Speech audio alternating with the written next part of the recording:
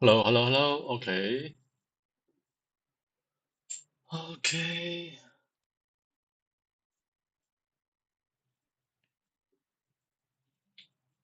昨天是元宵节，今天我们开始真正的接着读。昨天元宵节休息了一天，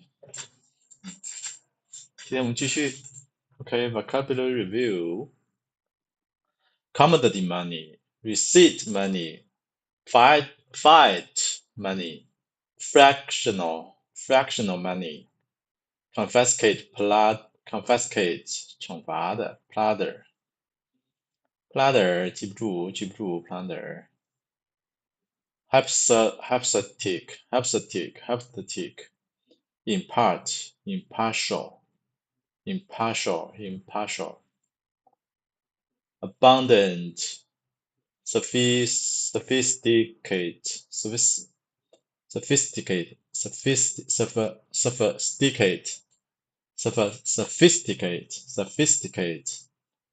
shabby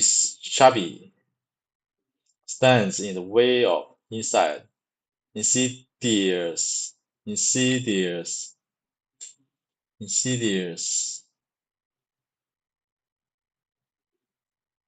insidious. Okay, that's all for yesterday. Today we'll continue to read a new paragraph. Real commodity money in history. Return to the topic of debasing the currency in ancient times. It must be stated that such practical practices were by no means universal. There are many examples throughout history of regions and kingdoms which used great restraint in money's creation. Ancient Greece, where coinage was first developed, is one of them. The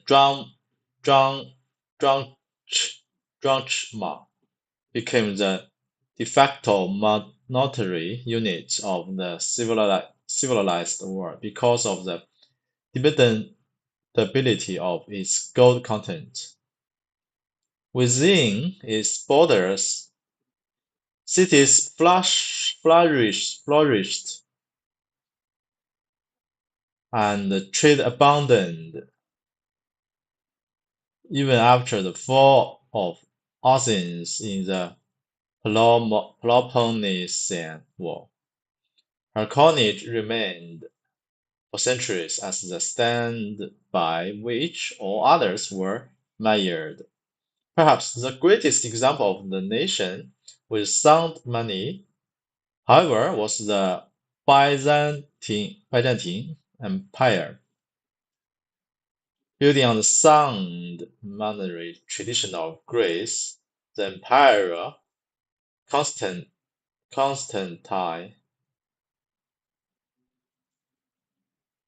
ordered the creation of a new gold piece called the solidans and a silver piece called the millarins. The gold weight of the solidum soon became fixed as 65 grains and was minted at that standard for the next 800 years. Wow, 800 years. And quality was so dependable that it was freely accepted under the name of Byzant from China to Brittany, from the Baltic Sea to Ethiopia. Byzantine laws regarding money were strict. Before being admitted to the profession of banking, the candidate had to have sponsors who would attest to his character that he would not fail or cheat either the solidi or the Melanesia. Millerencia, and that he would not issue false coin. Violation of these rules called for cutting off a hand. Oh my God. It is an amazing fact of history that the Byzantine Empire flourished as the the center of the world commercial and for 800 years without falling into bankruptcy nor, for that matter, even into debt. Not once during this period did it devalue its money. Oh my God. Neither the ancients nor the modern world, says Heinrich Gelser, can offer a complete parallel to this phenomenon. This prodigious stability secures the Bazan as universal currency. On account of its full weight, it passed with the neighborhood nation as a valid medium of exchange. By her money, Byzantium controlled both the civilized and the barbarian world.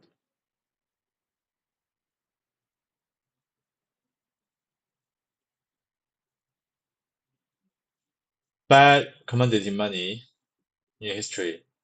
The experience of Romans was quite different. Basically, militaristic people, they had little patience for the ni- niceties,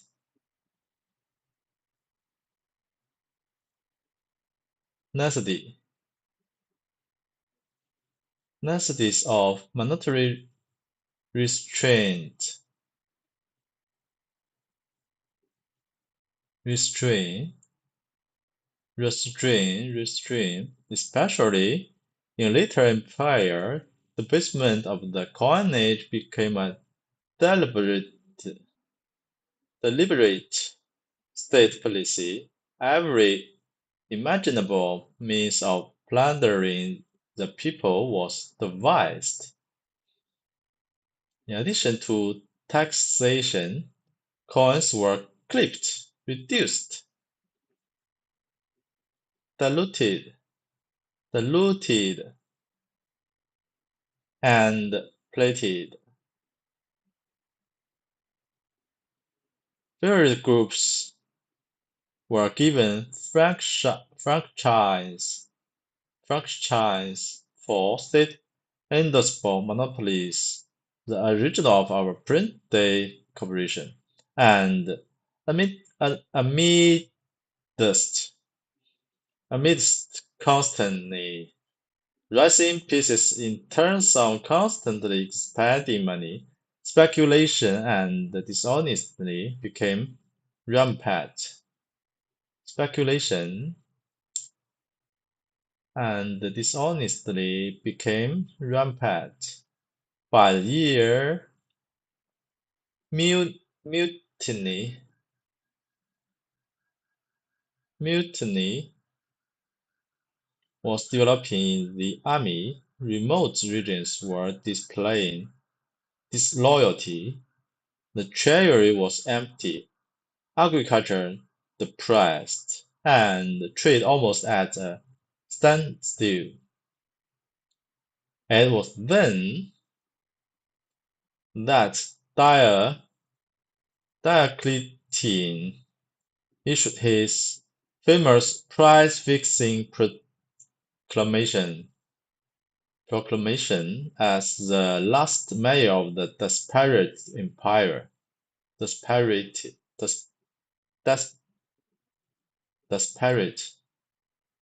desperate, desperate empire. We are stuck by the similarity to such proclamation in our own time. Most of the chaos can be traced directly to the government police, yet the politicians point the accusing finger at every and everyone else for their greedy and arid disregard for the common good, Jefferson declared, who is of so hardened a hardened a heart and untouchable by a feeling of humanity that he can be unaware, nay that has not noticed that in the sale of waters which are exchanged in the market or dealt with in daily business of the cities, an exorbitant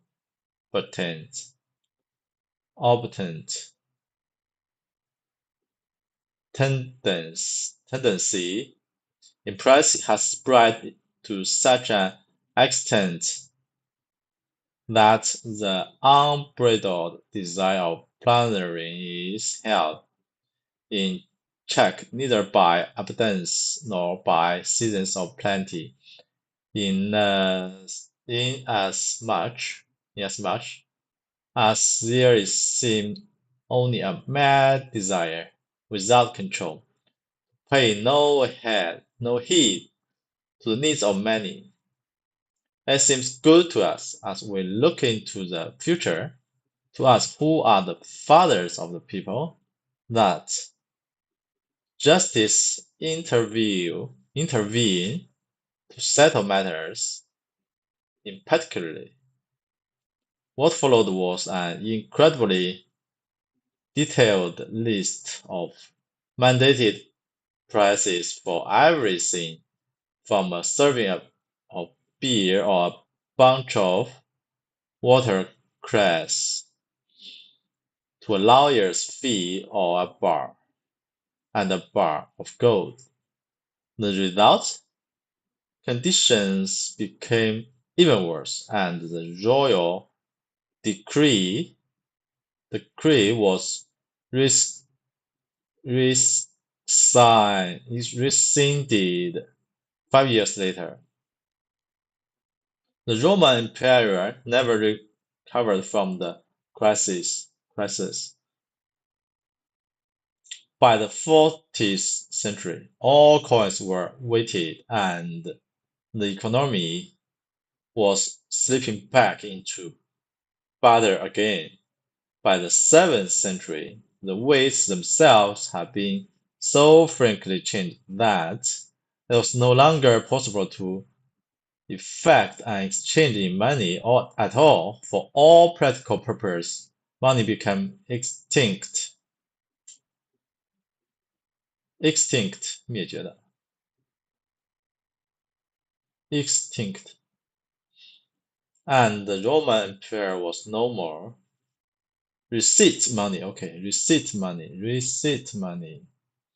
When new civilizations rose from the ruins of Roma, they reclaimed the lost discovery of money and used it to great advantage. The invention was truly a giant step forward for mankind.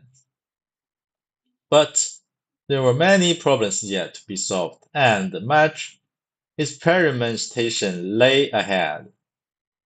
The development of paper money was a case in point. When man accumulated more coins than he required for daily purchase, he needed a safe place to store them. The goldsmiths, who handled large amounts of precious metals in their trades, had already built sturdy vaults to protect their own inventory, so it was natural for them to offer vault space to their customers for a fee. The goldsmiths could be trusted to guard the coins well because he also would be guarding his own wealth. When the coins were placed into the vault, the warehouseman or give the owner a written receipt which entitled him withdraw at any time. At first, the only way the coins could be taken from the vault was for the owner to personally present the receipt. Eventually, however, it became customary for the owner to merely endorse his receipt to a third party, who upon presentation could make the withdrawal. This endorse receipt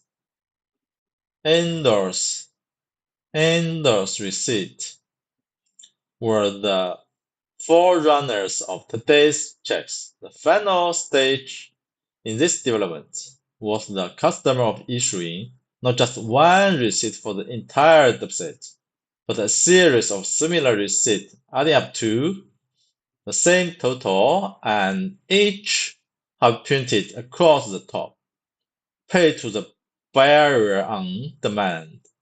As 哎呀，这个好像是一个常用句，是不是？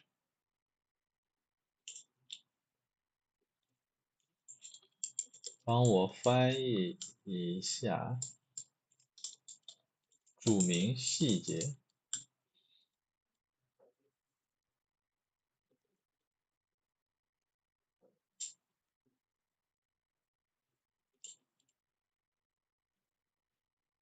The bearer 持票人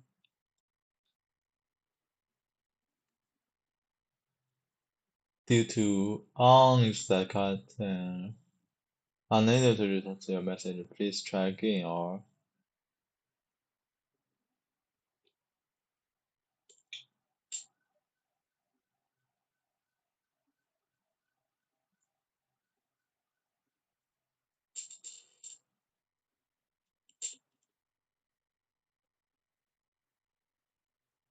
凭票对付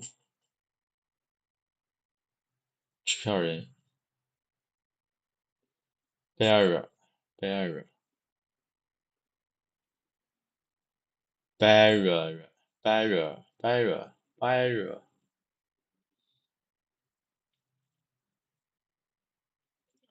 As the population learned from experience that these paper receipts were truly backed by good coins in the goldsmith's warehouse, and that the coin really would be given out in exchange for the receipts, it became increasingly common to use the paper instead of the coin. Thus, receipt money came into existence, and the paper itself was useless, but what it represented was quite valuable as long as the coin was held in safe keeping as promised. There was no difference in value between the receipts and the coin, which backdate, backdate.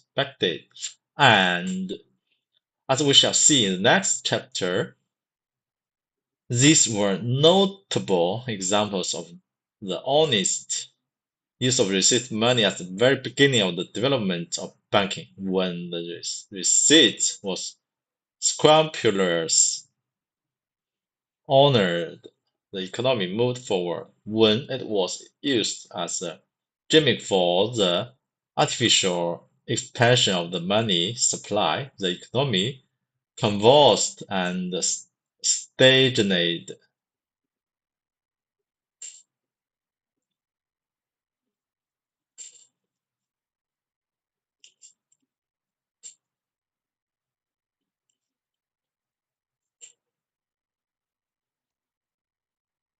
Used as gimmick of the artificial expansion,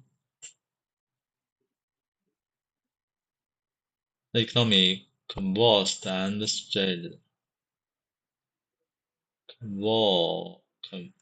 convulsed, stagnated.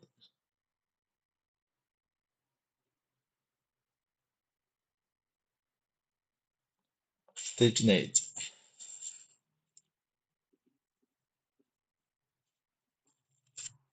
conversed and stagnate. Convulse and stagnate.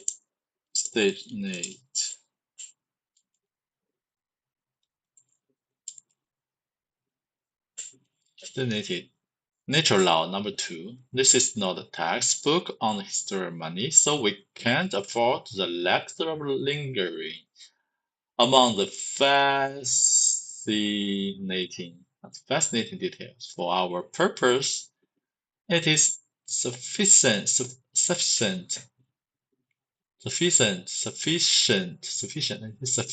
recognize that human behavior in these matters is predictable, and because of that predictability, it's possible to formulate another principle that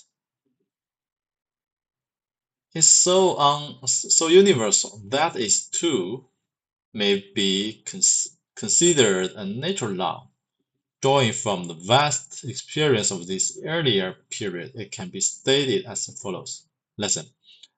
Whenever a government sets out to manipulate the money supply, regardless of the intelligence or good intentions of those who attempt to direct the process, the result is inflation, economic chaos, and political upheaval.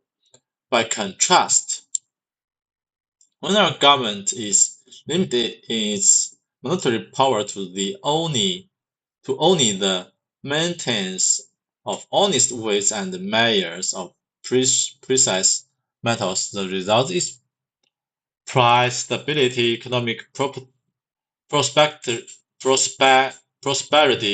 and political tranquility.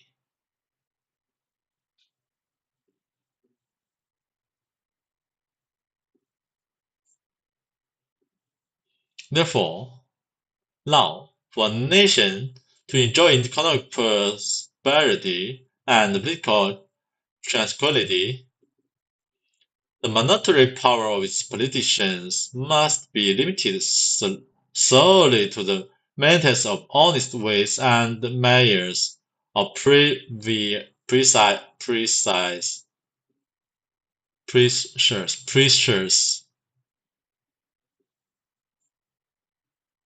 metals. As we shall see in the following chapter, the centuries of monetary upheaval that followed upheaval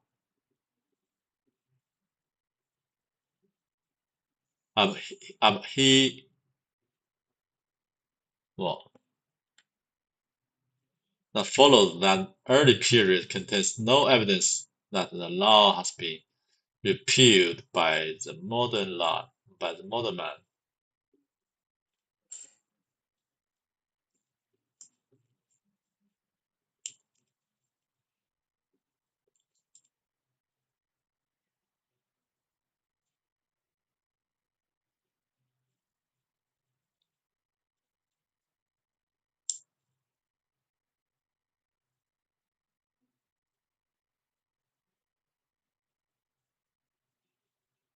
Precious. Social.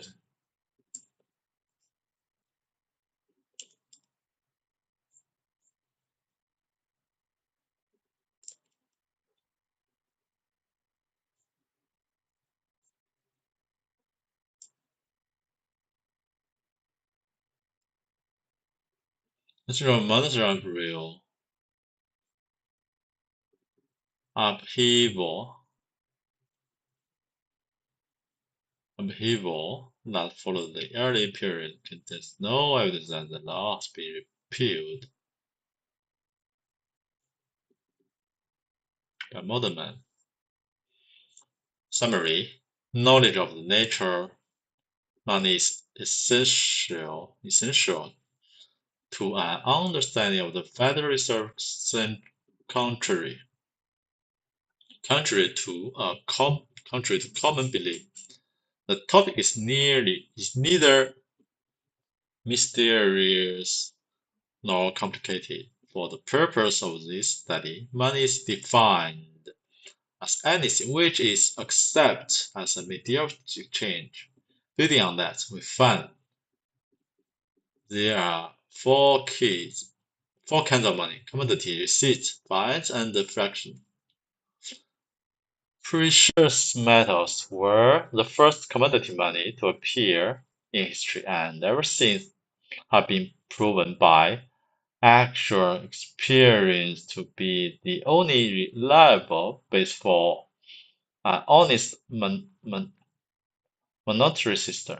Gold, as the basis of money, can take several forms: bullion, coins, and fully backed paper receipts. Man has been plagued throughout history with the false theory that the quantity of money is important, specifically that more money is better than less. This has led the particular manipulation and the expansion of the money supply to such practices as coin clipping, debasement of the coin content, and in later centuries, the, the insurance of more paper receipts than there was gold to back them. In every case, these practices have led to economic and political disaster in those rare instances where man has refrained from manipulating the money supply and has allowed it to be determined by free market production of the gold supply. The result has been prosperity and tranquility. Chapter 8: Fool's Gold. The history of paper money without precious metal backing, forced on the public by government decree.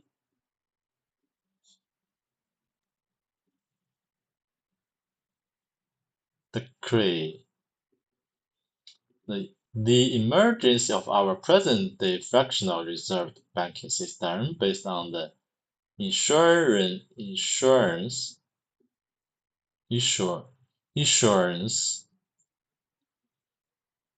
of the great amount of receipts for gold that the bank has in gold to back them up.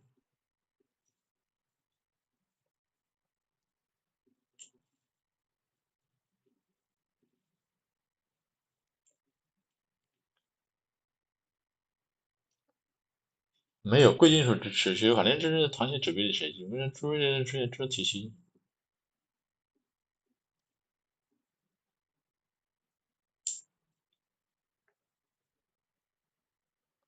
Based on the issuance of a greater amount of receipts for gold.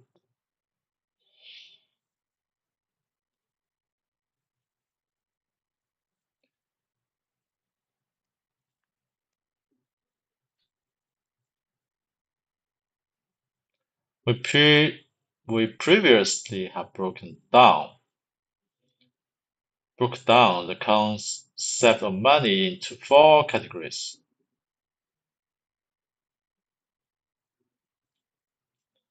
In the last chapter, we examined the commodity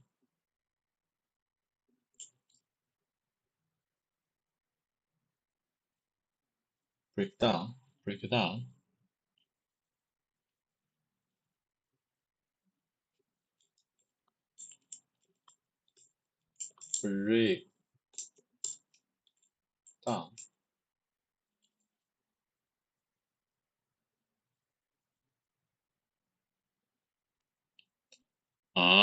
down the concept.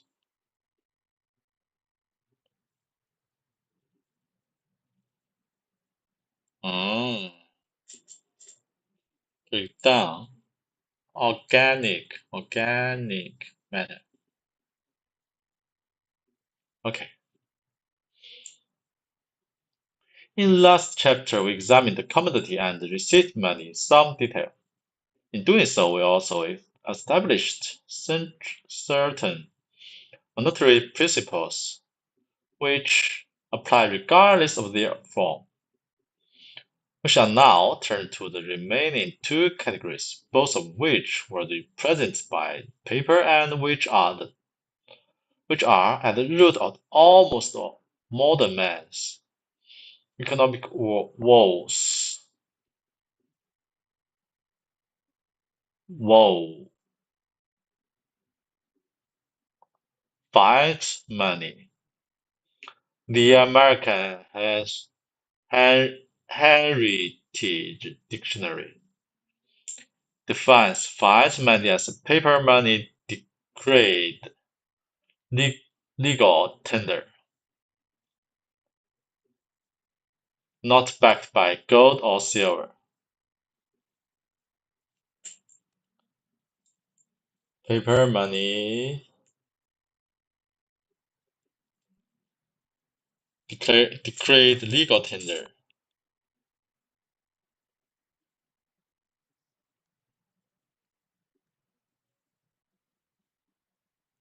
not backed by legal tender.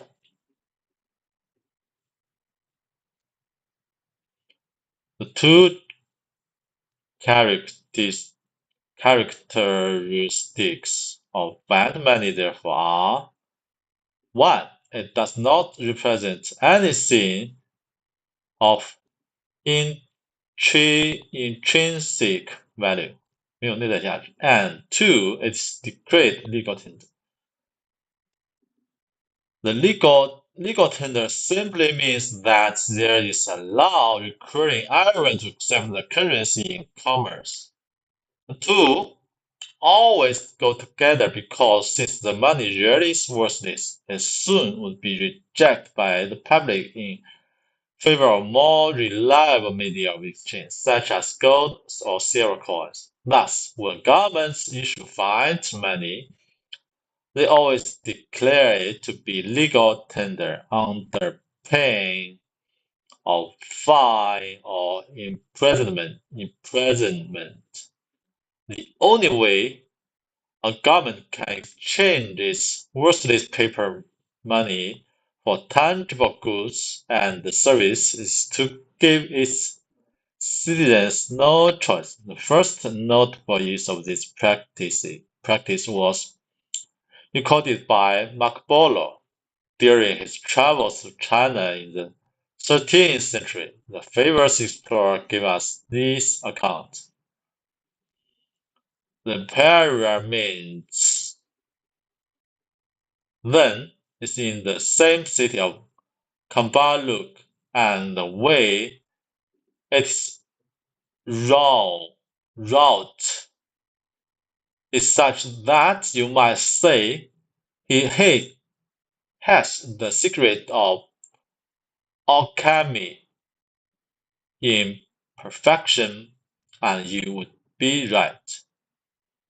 Once it took in certain fine white bast or skin which lies between the wood of the tree and the thin outer bark, and this they make into something resembling sheets of paper, but black.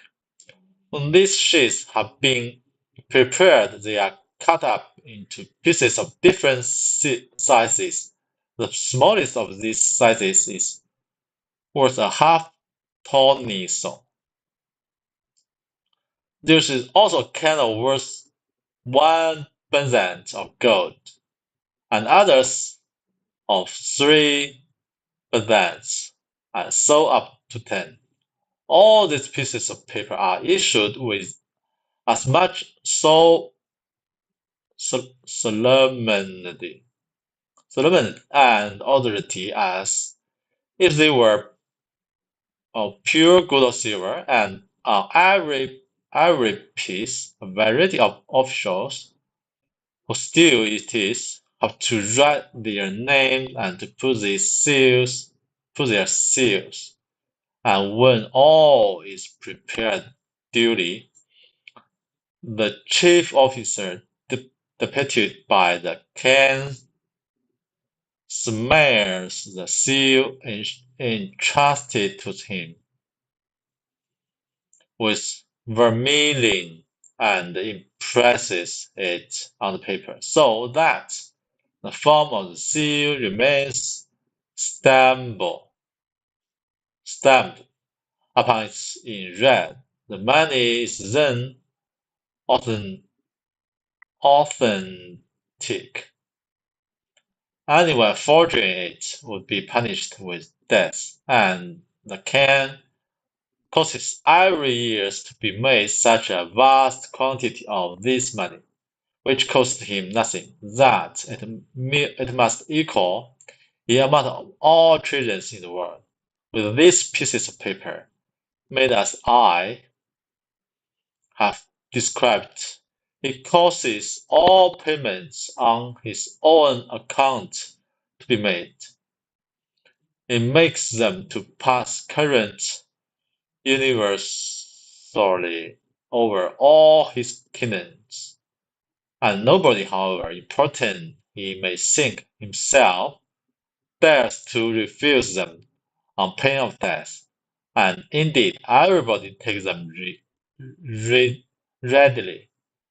One is time to marvel at the car's audacious power, and the subservience of his subjects who endured such an outrage. But our smugness rapidly vanished when we consider the similarity to our own Federal Reserve notes.天哪，这个好长啊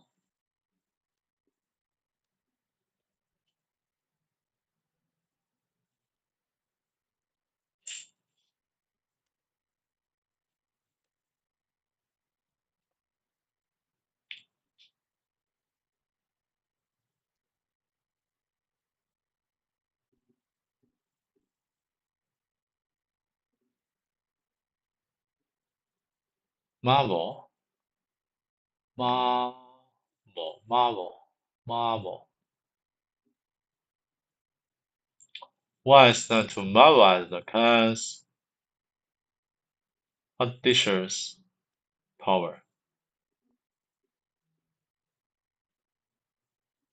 All the audacious, audacious power, and subservience of his subjects,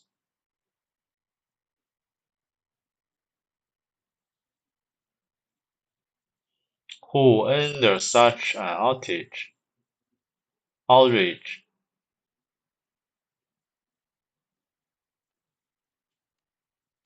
but when our smugness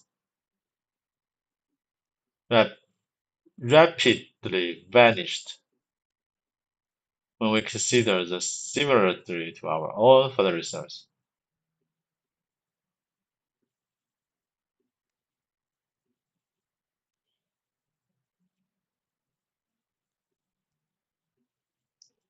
当代人轻视古代强势纸币政策，去忽略现代人行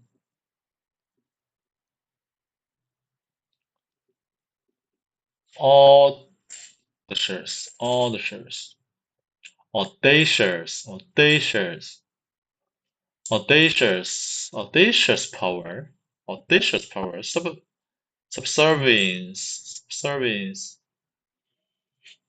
outrage, smugness。哇，这个好多单词哦。or they shares power and the subservience of steps subservient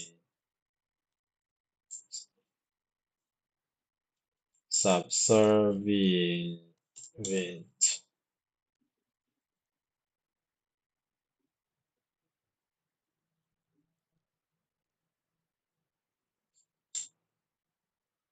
of his subjects who endure such an outrage.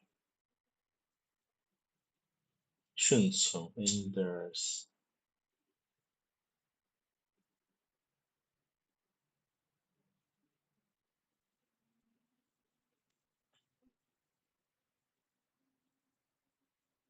endures endure endure dure endures outreach 出格的 but our smugness 自以为是的 smug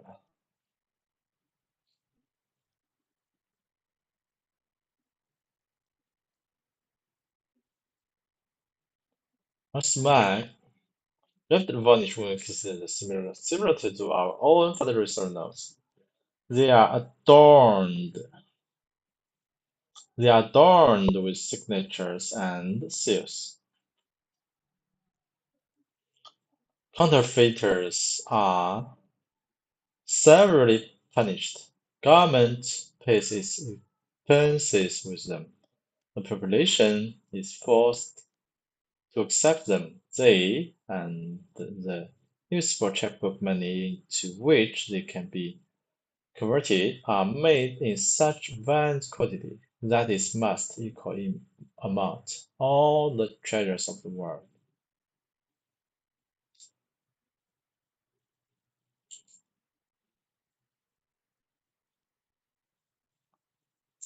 They are adorned with signature and seals. 签名 and 印章 seals. 伪造者 counterfeiters are severely punished. The government pays its expense with them. Expenses with them. The population is forced to accept them.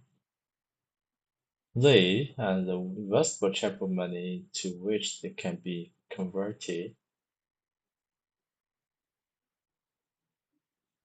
are made in such vast quantity of it that it must.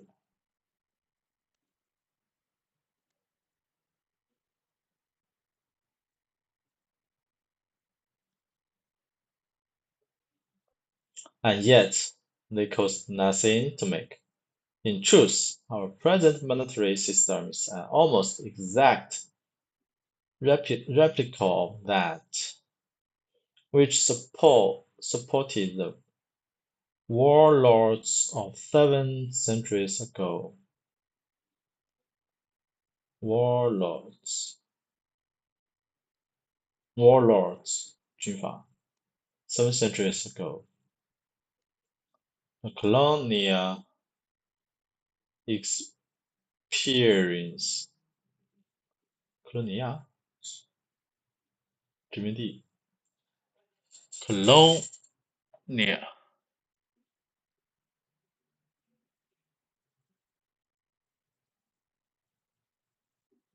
Unfortunately, the present situation is not unique to our history. In fact, after China, the next place in the world to adopt the use of fiat money was America. Specifically, the Massachusetts Bay Colony. This event has been described as not only the origin of paper money in America, but also in British Empire and almost in the Christian world. In 1690, Massachusetts launched a military raid against the French colony in Quebec. She had done this before, and each time had brought back sufficient plunder侵略 to more than pay for expedition.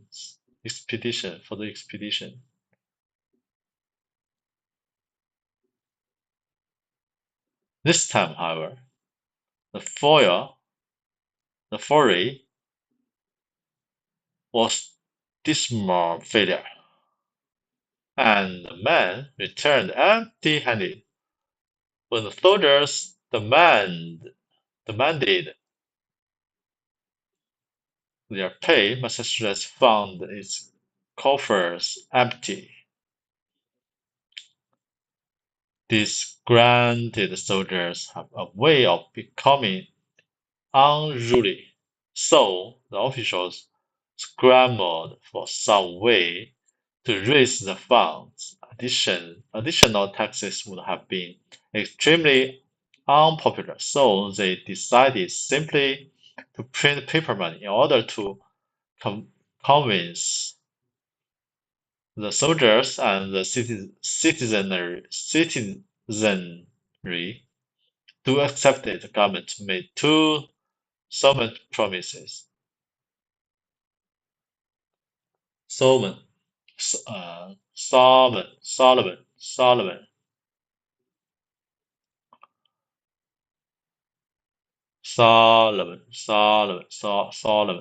promise.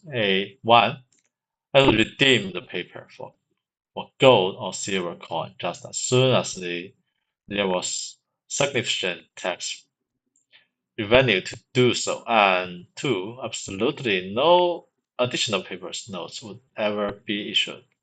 Both pledges were promptly broken. Only a few months later, it was announced that the original issue was insufficient to discharge the government's debt, and a new issue almost 6 times greater was put into circulation. The currency wasn't redeemed for nearly 40 years, long after those who had made the pledge had faded from the scene. A classic pattern. Most of the other colonies were quick to learn the magic of the printing press, and the history that followed is a classic example of cause and effort. Governments artificially expanded the money supply through the issuance of banned currency. This was followed by legal tender laws to force its acceptance. Next came the disappearance of gold or silver coins, which went instead into private hoards or to foreign traders who insist on the real thing for their wares. Many of the colonies repudiated their previous money by issuing new bills valued at a multiple of the old. Then came political discontent and civil disobedience, and at the end of each cycle, there was rampant inflation and economic chaos. In 1703, South Carolina declared that its money was a good payment and tender-in-law, and then added that should anyone refuse to honor it as such, which would be fined almost equal to double the value of the bills so refused. By 1716, the penalty had been increased to treble the value.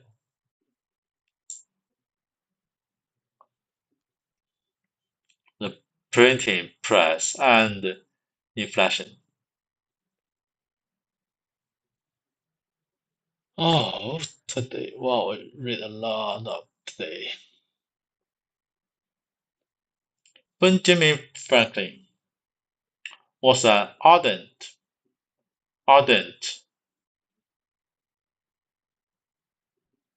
propon, propon, proponent